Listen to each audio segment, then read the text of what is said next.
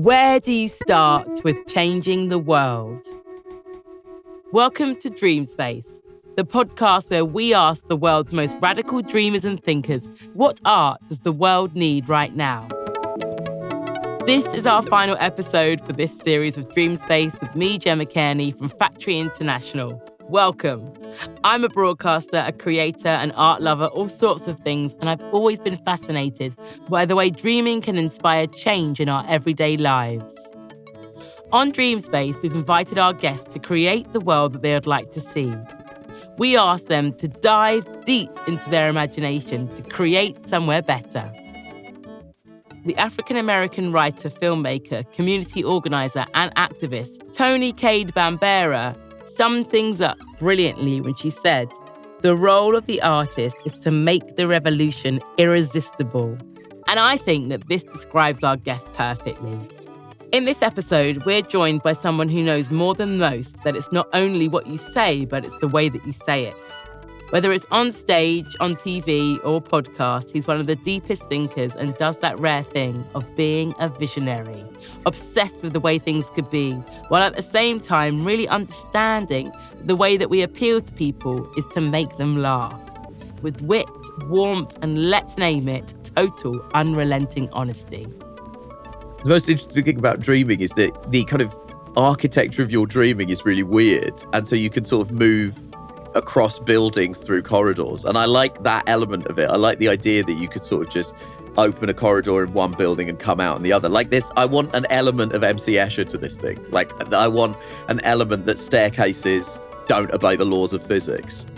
Nish Kumar is a comedian, podcaster, and broadcaster known for his progressive political and social commentary. He currently presents Pod Save the UK, a weekly politics podcast alongside Coco Khan. He was previously the host of the BBC's political satire show, The MASH Report. He's had 5 rave-reviewed solo stand-up shows at the Edinburgh Fringe Festival, 2 of which have been nominated for the prestigious Comedy Award for Best Show, and has taken his current show, Nish Don't Kill My Vibe, all over the world. Let's take our seats in Nish's Dream Space.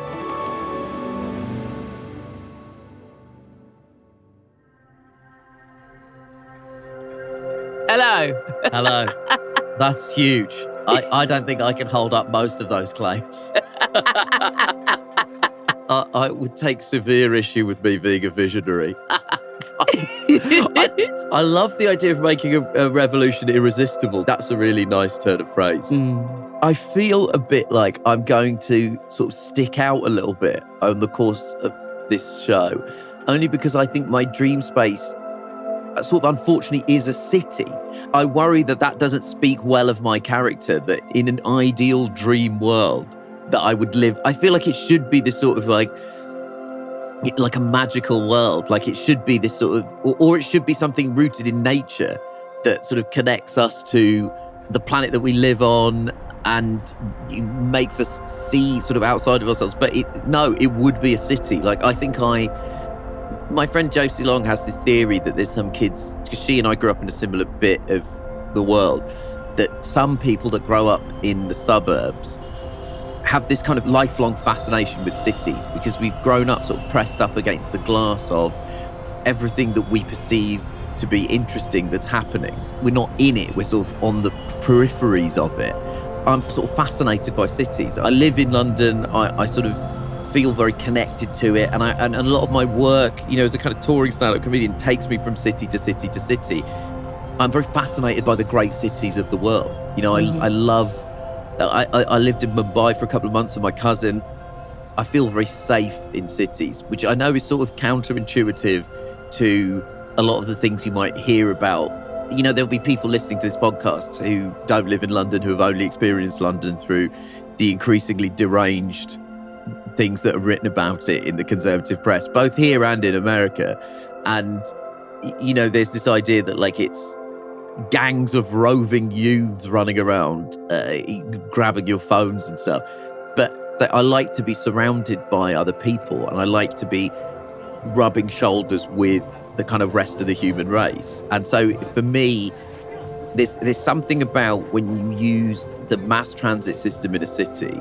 I like the idea of coming up some stairs into a kind of bustling city street where there are just people from all kind of walks of life just either side of you. I feel very safe and very contented in that kind of environment. When people talk about cities as being chaotic or crowded, they normally mean it as a negative. But in my head, I'm thinking, that's what I like. I like chaos and I like crowds. So even in my kind of dream cityscape, it's like you sort of come up onto these kind of streets and you feel just immediately people just going past you. Like years ago, I did I climbed the Harbour Bridge in Sydney, which is like a really cool thing to do.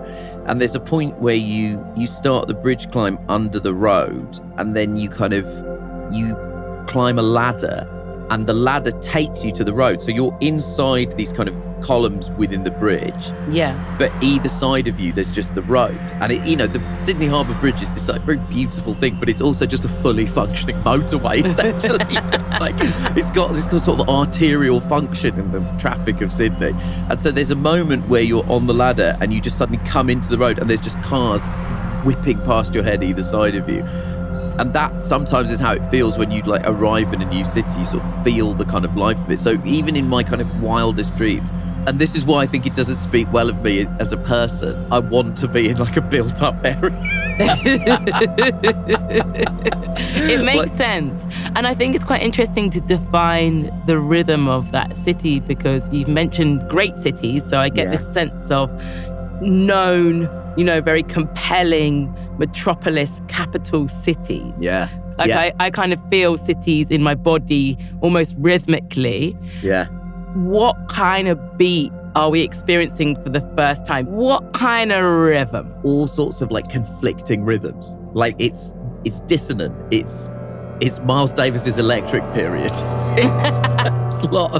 It's a lot of sort of conflicting sounds and rhythms, because I think one of the things that I like about every city is the idea that every immigrant community that comes into it finds itself in a pocket of that city and then defines the tone of that particular location. And like one of the things that I really am passionate about living in cities is that you get communities rubbing up against each other. And there's something very optimistic about city.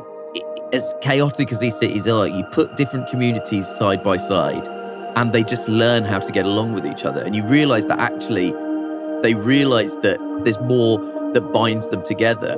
And that doesn't mean a kind of homogeneity. It doesn't mean that everybody flattens out their identity.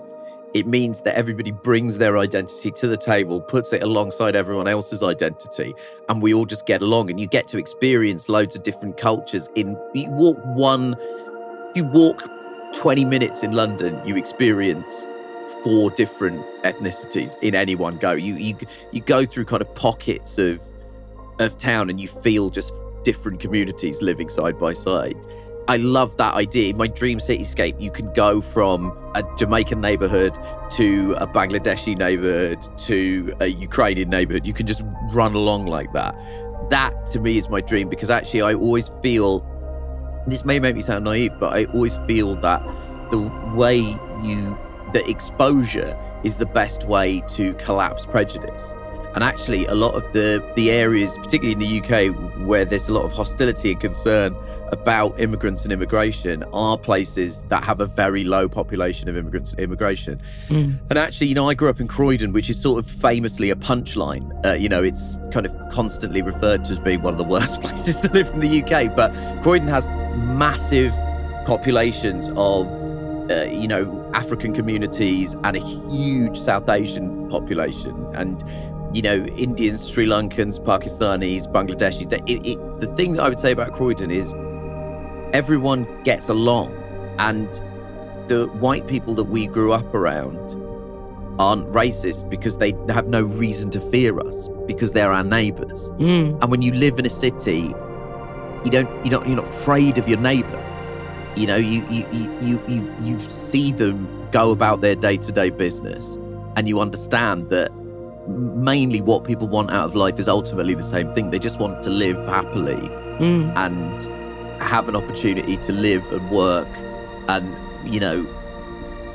engage with their local community and practice whatever their culture is without fear of judgment. And they also want to share in other people's cultures and community. Also, I love the architecture of cities. I love the fact that New York is huge. The roads are way wider. The buildings are taller. Then there are other cities like Melbourne, which are not as high. They kind of spread wide. And Melbourne feels very luxurious when you walk around in it, if you come to it from a place like London. And London is completely different. London and Mumbai, I feel like, are similar cities in that it's chaos. Nobody planned this. This thing has just got out of hand. I feel that London is not really a planned city. It's a sort of Victorian rat hotel that we've kind of managed to sort of wedge some escape rooms and a few pret-a-manger's into. So for me, the ideal city is a kind of combination of these winding alleyways and these like little alcoves like Paris, which is all sort of winding streets. But then if you can open out into these kind of huge boulevards like Paris does or like New York does, then you have that mixture of intimacy and then openness. And also, it's very important that this dream space has these massive parks. And like, again, living in one of the great privileges of living in London during the pandemic was that we have these huge public spaces. And those things are incredibly important. Communal space is incredibly important because it, again, is another opportunity to throw a bunch of people together and watch them get along. We talked about public spaces, parks. Do we have nightlife, venues, places for people to converge and experience live music, for example? Yeah, it's essential. It's an essential part. And it is sad because it is something that's slowly leaving our city spaces. There's a kind of move across the UK to kind of shut down a lot of the, like, especially smaller independent venues and kind of shunt everybody, if you want to go to gigs, to these sort of, you know, these aircraft hangars on the edge of town that kind of can host sort of 10 to 20,000 people. But it means that you're destroying an important part of the ecosystem of live music. So in my dream cityscape, yeah, there's loads of venues all over the place of varying sizes, because you need, if you want the arts to thrive and survive, you need an ecosystem, right? It can't just be that you start as a musician and then you immediately have a massive hit song that allows you to tour immediately into 10,000 seat arenas that go to the O2 or Wembley or whatever it is. You need to have an ecosystem. So it's always something I feel very passionate about, because I've lived going from learning how to do stand-up comedy in, 50-seat rooms to kind of building up to 1,000-seat theatres. I've seen how important it is to exponentially increase the amount of people you play to and how beneficial that is. There's a Bob Dylan line where he's describing New York and he says, "There's music in the cafes at night and revolution in the air." And that to me feels like that time he's trying to capture in Greenwich Village feels like a kind of a sort of ideal to aim towards in a city. Like, you want to be able to move around and have loads of little music venues. Like, I've very much romanticized that period in New York because it's so important to so much of the culture that informed my whole personality. There's a time in New York where you can see Dylan in the afternoon doing passing a hat round and doing folk songs, and then in the evening see Richard Pryor do stand-up in the same rooms in Greenwich Village. And those little venues are something we've lost. So in my dream city space, there would be lots of poorly ventilated subterranean rooms where you can watch various people playing music, doing comedy. Also, I like the idea that in a city space you could create these kind of organic spaces where those different artistic disciplines rub up against each other, because I think that is also really important. The idea that comedy is exposed to music, which is then in turn exposed to theatre, which is then in turn exposed to filmmaking, which is then exposed to visual arts. I think you get a lot out of forcing people from different artistic disciplines to exist. Now, the only way you can achieve that, and this is the kind of boring political idea, is you also need lots of cheap housing. There's a real boring thing that needs to be in place for great artistic movements to thrive. We always look back on these kind of places, like sort of Paris in the interwar period, and we talk about how there were these great convergences of artistic endeavor. But a lot of what we don't talk about enough is you need affordable housing. You need social housing. You need rents to be capped. You basically also need young people to be able to afford to live in cities. We're driving them out of cities slowly by making it less and less affordable for them to live in them. And that's a real shame. And the kind of cycle of gentrification in a lot of these places is a load of, it's kind of rough, and there's loads of immigrant communities living in a place and loads of young artists living in a place. Then, because the immigrant communities will often bring their local cuisine to the table, there will often be incredible food in a place. In parallel, the young artists will be doing lots of interesting work that then makes those places cool. Then lots of people will move to those places because they're cool and exciting. Then the next wave of people that come will be people who work in finance, and they'll turn up, and they'll then, because the place is cool and interesting, they'll move to there. But when they get there, what they'll discover is it's really noisy to live around loads of young artists. And then they start complaining about the noise generated by these venues. The venues get shut down. The social housing and the affordable housing that housed all of these immigrant communities and young artists is replaced by expensive high-rises. And that then fundamentally alters the character of that area. And so in my dream space, I would like it to be a place that young people can live in as well. Also, again, I think it's actually really unhelpful when people make money and then no longer live amongst real people. You want people from loads of different backgrounds living next to each other. And you want, I think a huge problem is that people move into these kind of almost gated communities and they lose touch with ordinary real life. Yeah. A big part of my kind of dream city involves provisions for housing. You know, if you look at the homeless problem we have at the moment in London, you see unhoused people, and it's got worse and worse and worse over the last 15 years. We should be making provisions to house unhoused people. We should be making provisions to help people that have drug addictions. You know, we should be helping those people, not kind of essentially just leaving them on the street to suffer. And obviously, so in a dream scenario, nobody has addiction problems and nobody is unhoused. So in a dream city, there is constantly replenishing housing. It's like Inception, it just keeps sort of moving around. And there's bits of sort of floating houses in the sky. I've just realized I can do whatever I want with this. So yeah. There's bits of sort of floating housing in the sky, and everyone has access to parks, and no one has to get the transit system. Do you remember those tubes in Futurama? I always thought that would be cool. So you're either traveling through Futurama tubes, or there's some kind of teleportation device that allows you to move around into different corridors of the city. I like the idea. The most interesting thing about dreaming is that the kind of architecture of your dreaming is really weird, and so you can sort of move across buildings through corridors, and I like that element of it. I like the idea that you could sort of just open a corridor in one building and come out in the other. I want an element of MC Escher to this thing. I want an element that staircases don't obey the laws of physics. Yeah, that's totally allowed. I love it. Great. Perfect. I thought it was really interesting when you mentioned specifically that you would have affordable housing for young people. I think what's happening with gentrification and people being priced out is that actually there's only one demographic of person that's now becoming the creative. 100%. And I think we sort of get distracted. I keep seeing people being angry about Nepo babies. And I keep seeing people being angry that there are a lot of culture is made by people whose parents are in that industry. And people aren't wrong to be angry about that. They're just angry with the wrong things. There's no point in being angry with some 22-year-old in an interview who's saying slightly unwise things about how they've actually worked for everything that they've achieved in their lives. The reason that you're seeing so many Nepo babies is because of systemic problems of affordability. And if you want the arts to not just be the preserve of people who have family connections and independent wealth that allows them to sustain themselves, you have to make it more affordable to live in these places.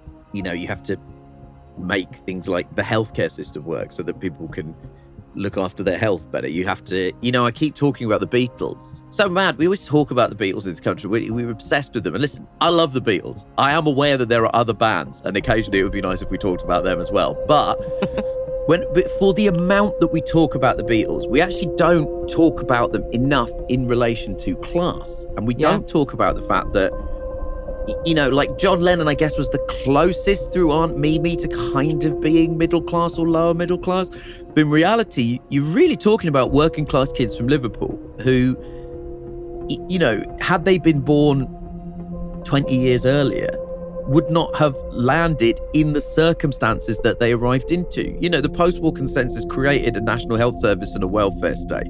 The Labour government also put money into the education system. We had a culture where working class kids were encouraged to go to art school if they were creative.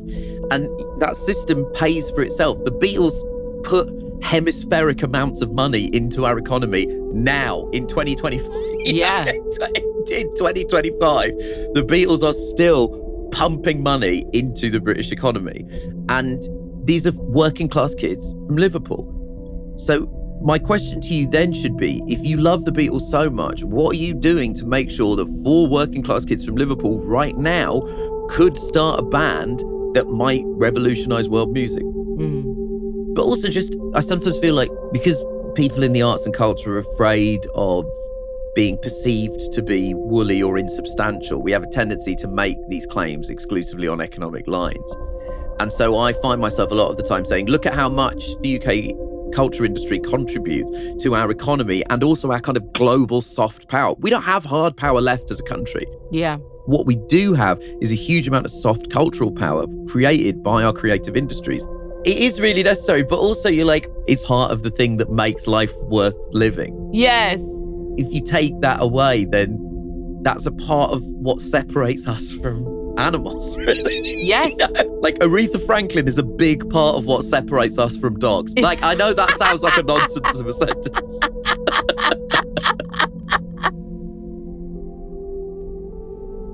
Unfortunately, I do think that things are getting harder to access, like, you know, fair housing, fair pay, equality in general. Yeah. And that means a homogenization of some of the culture. For sure. And some of that stuff is, you know, the kind of inevitable result of a sort of decaying economic system. And if you want to deal with that, you have to deal with the more fundamental things that are happening globally. We've sort of completely lost our ability to regulate the tech industry. And that's a huge part of why we're in the situation that we're in right now. In your dream space, which I love, by the way, it's reminding me how much I also love cities, how much energy cities give me. And I love this space that you've created where it just doesn't necessarily matter where we're from. There is a deep respect for us to just be ourselves regardless. Yeah. Are we going to address tech? Because cities are full of it. Yeah. There are people on their phones. There are lights everywhere. It's a lot. We've got to have 100% renewable energy powering these cities. So that's a big thing. We've got 100% renewable energy. We're getting rid of our carbon footprint. We're getting rid of cars. We've got mass transit systems that work. We shouldn't really need cars in cities. We just got flying wind turbines just in the air. Again, just in the sky, floating through the sky. And in terms of tech, we're maybe giving the internet back to Tim Berners-Lee. Tim Berners-Lee, wonderful man. Very, very intelligent.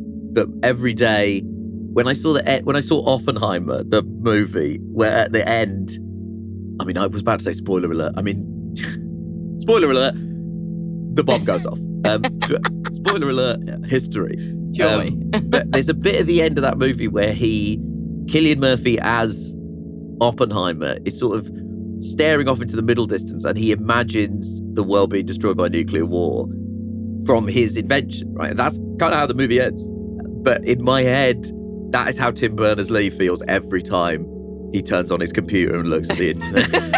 That's every time Tim Berners-Lee wakes up every morning, he just goes, what did I do? They were not ready for it. He's the modern Prometheus. Like, man was not ready for the fire that he brought us from the gods. It's true. Listen, I still think that the internet is owned by all of us and moderated by well-meaning geeks. Like, I don't want to valorize Wikipedia too much, But Wikipedia kind of is the only, like, is the last good bit of the internet. It's like the last good. Like when I was at university 20 years ago, people were like, you can't use Wikipedia. We don't know. We don't know. Now Wikipedia looks like the kind of last bastion of intellectual thought. It's like the sort of dying fart of our capacity to engage in critical thought. Because you can't just put rubbish on Wikipedia. You can't just fart out nonsense. Because someone will go on there and go, citation needed. Some well-meaning dweeb from somewhere in the world will say, you have to back that up. Yeah. And no one has done that to Joe Rogan.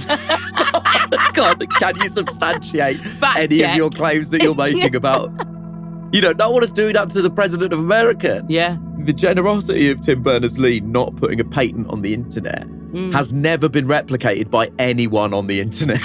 Yeah. He could be a quadrillionaire or something. Like he could, because it's his basic coding that starts this whole thing in motion. But he believed that he shouldn't patent it because it was too important a thing for connectivity. Oh, and that's then so nice. And now everyone's like, no, we'll be making billions from this. I think we removed the oligarchs. We got a very strict zero oligarchy policy. We've got 100% tax on any earnings that go over £1 billion. Like we've got very strict taxation on a lot of these rich people. And if you're worried about us throttling people's ambition, don't worry, you can still make £900 million. You can still make that. That's still available to you.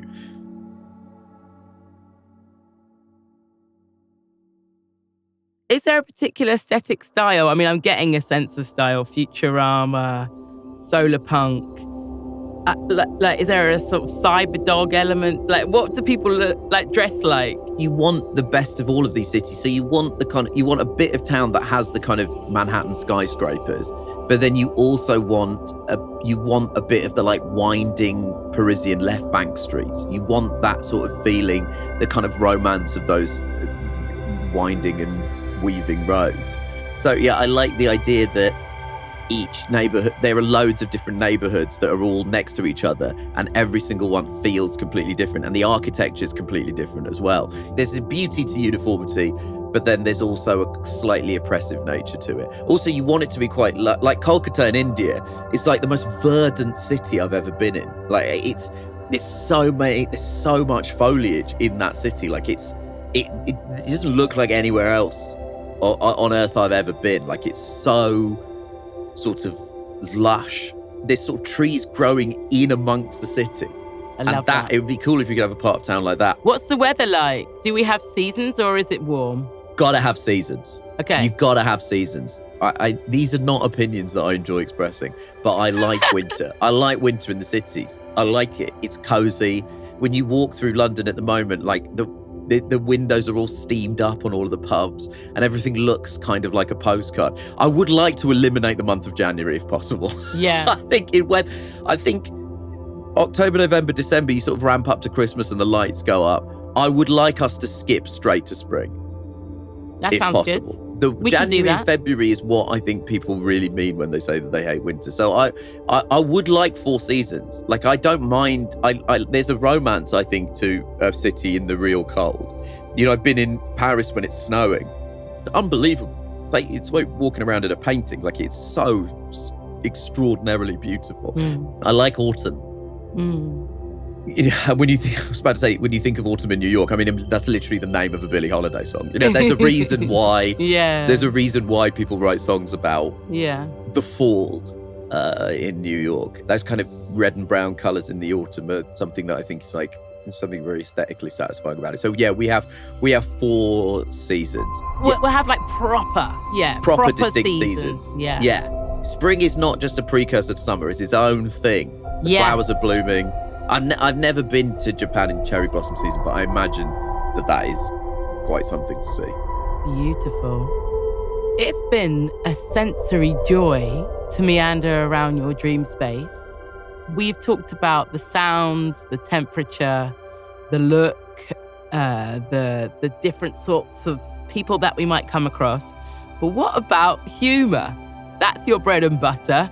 Yeah. Do people laugh? Are we wandering around giggling? You gotta be. You've surely got to be. I mean, I think for me, comedy is so much of comedy is a way that I have interpreted the world around me. You know, whether that's sort of politics or not, it's the only way. It's a way that I've been able to make sense of everything, sort of in my life.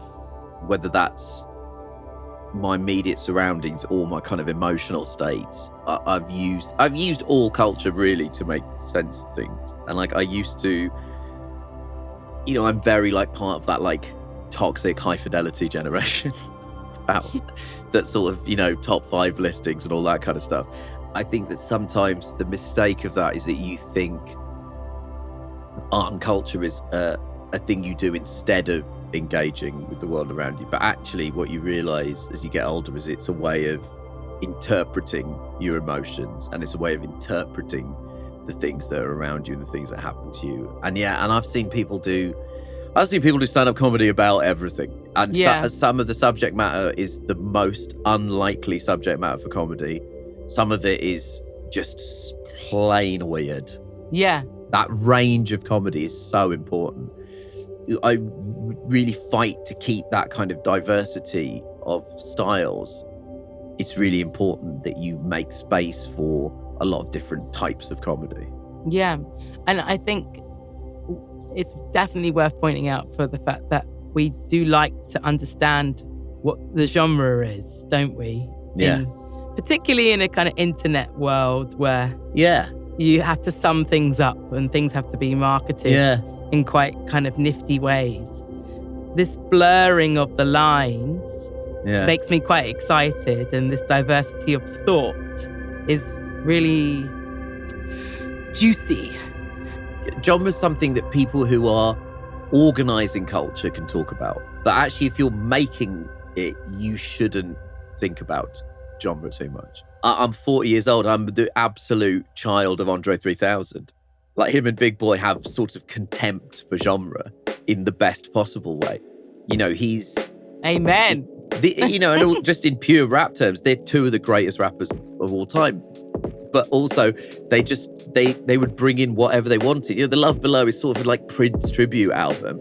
Big Boy a few years ago was asked on a YouTube video to name his favourite beat of all time. Now, that is supposed to be a hip-hop beat, and he picked Babushka by Kate Bush. Love, love, love, love.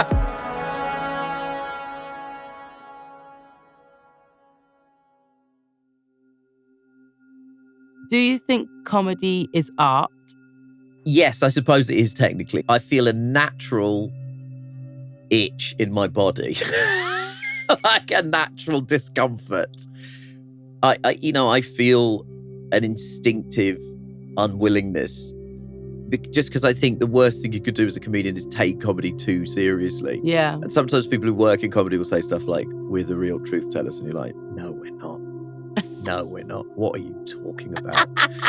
But if I think about, you know, the contributions made to my life by different artists, I put comedy and comedians up there with the most important of them. You know, The Simpsons was such an important show to me. Chris Rock's stand-up was hugely, hugely significant to me.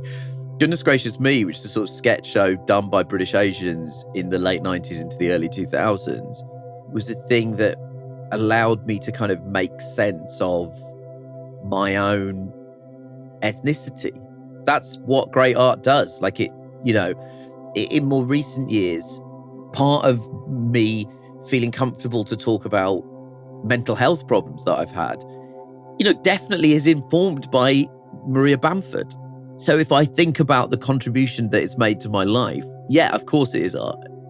There's always this sort of tedious debates about what constitutes comedy. And you're like, if you're laughing, that's comedy. That's as complicated as it needs to be. Mm-hmm. And sometimes you might not be laughing, and that's still comedy because you were laughing a second ago. You know, if I think about those like Richard Pryor records from the 70s, and I think about the breadth of subject matter on a couple of them, he's talked about absolutely everything under the sun in those, you know, in those albums, from sort of racism to drug abuse to, you know, raising kids. You know, it's the sort of whole, the, you know, grief, death, mental health problems. the woods. The subject matter ranges from just completely frivolous to completely meaningful. And all of it is funny. So yeah, it is art. Not mine. Other people's comedy is art. Not mine. So we've mentioned banishing the internet unless it's sort of being moderated by well-meaning dweebs. Yeah. Does that include AI? No, AI can just go fuck itself. with the absolute exception of doctors using it to help them diagnose, that's an extraordinary thing. If that helps doctors cut down their diagnostic time, brilliant. Like, absolutely brilliant. Like, anything that's life-saving is great, of course. But there are lots of things that doctors have that they use to save lives that we don't need in our houses. I don't need an X-ray machine in my kitchen. I have no need for that. It would be harmful to me and harmful to the environment if an enormous machine filled with radiation was just plopped in my kitchen. And I feel the same about AI. Whenever people say that it's good use, they always list things like, oh, it can help doctors. And you're like, great, give it to them. Why do the rest of us have it? The sort of creative use of AI, people keep acting like it's this incredible sort of godlike force. It's not. It's an enormous plagiarism machine. You just stole a load of people's work, pumped it into a computer and used it to give it the data. You didn't credit any of those people. You didn't pay any of those people for their work. And also on top of that is a plagiarism engine that it actually harms the environment for us to use. You know, because the data centers require so much power, that power has to come from somewhere, A, and B, they generate huge amounts of heat, so they have to be cooled by pouring water on them. So it serves no practical purpose and it's harmful. So I have no idea why we're engaging with it. I have genuinely no clue. You should be able to write a best man speech for your friend without just dumping a load of water on a computer. Do you know what I mean? Like, I've done best man speeches, right? And I also accept that I'm more used to speaking publicly than most people, and I'm more used to writing things that are said in front of people. But in reality, the reason that you've been selected is because you love that person. It isn't that people want to hear a good speech. They want to hear what you feel about that person. Your sort of clumsy attempts to express your love for somebody, the clumsiness is part of the appeal because there's an honesty to that. And actually, it shouldn't be slick. Real proclamations aren't slick. I think people are a bit tired and lazy. Yeah, that's true. And a bit overwhelmed by adulting and admin. I can see that, and I understand that that's what's driving these things, but you don't need it. You've been tricked by companies into thinking that you need it. You know, it's nice to call people. That's great. We kind of need that. It's nice to message people. We kind of need that. I would say the map stuff, cool. We kind of need that. The rest of it, I don't know that we need any of it. I actually don't know that we sort of needed social media. I'm not sure it's helpful to have access to everyone's opinions about everything you've ever said. I don't think that that's mentally good for us or healthy. No. But in any case, you definitely don't need AI. You're being told that you need AI. And that's partly about artificially inflating share prices. Just think about every single time you think, I need to use AI, you've been tricked so that you can make someone else rich. That's all that's happening. Wow. So in the real world, you spend a lot of time looking at the decisions made by global and British governments and kind of asking and wondering why things aren't better. Do you think that our politicians are able to actually dream enough? Like, why aren't they coming up with some of these quite kind of human solutions that you have in your dream space? I think that part of it is just our elections come down to a small number of seats that are contested each election. And so it becomes really like this weirdly hyper-focused campaign. But also I think there's a problem in terms of our information is not disseminated honestly. It's disseminated through a filter. I talked to somebody who worked in prison policy. They told us on mic that when they were trying to craft prison policy, they would ask if it passed the Daily Mail test. So you're constantly trying to filter your policies through newspaper owners. And the thing is that naively, I think there was an assumption that a lot of us made that the internet would break that kind of monopoly on information. But actually all it did was pass the control to a different and equally unscrupulous group of billionaires. It can be hard to do anything progressive because the second you say, I think maybe we should tax people, there is a whole propaganda nexus that snaps into action and says, you're essentially a communist that's going to force people to be in labour camps. Like it's so quick how that moves. And I think that a lot of our politicians are kind of hamstrung. They have accepted this kind of narrowed possibility of what you can achieve in politics. But it's just always worth reminding people that in the UK, in the kind of horrors and the aftermath of the Second World War, the government created a healthcare system. It was a complicated and drawn out process, but one day everyone woke up in the UK and no matter what your economic status was, you had access. You could see a doctor. That's a miracle. Yeah. That's a miracle. That's an astonishing thing that a government was able to achieve. Mm-hmm. And if we could do it once, surely we can do it again. It's sort of fascinating. The work that I've done in the last 10 years has allowed me to see up close what it looks like when capital feels threatened. It will act. And, we only really talk about class politics as it pertains to working class people. We don't talk about class politics as it pertains to the upper classes. Mm-hmm. And let me tell you, the upper class is very conscious of class politics and it's very good at protecting the vested interests of its own class. It's really, really important that we kind of marry up political will with popular ideas that could be transformative for our lives.